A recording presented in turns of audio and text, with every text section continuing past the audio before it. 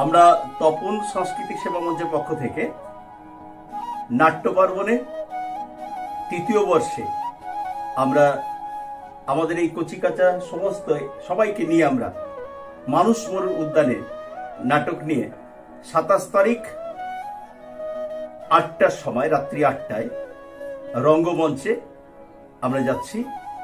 এর জন্য আমরা এই তৃতীয় বর্ষে যে সুযোগ পেয়েছি নাটক করবার জন্য, তার জন্য আমরা দক্ষিণ দিনাজপুর জেলা প্রশাসনকে ধন্যবাদ জানাচ্ছি এবং ধন্যবাদ জানাচ্ছি যে আমাদের এই নাটক যেটা ধীরে ধীরে বিলীন হতে চলেছে, সেই নাট্য আন্দোলন আবার শুরু হয়েছে। আমরা এর মধ্যে দিয়েই নাটককে বাঁচিয়ে রাখতে চাইছি।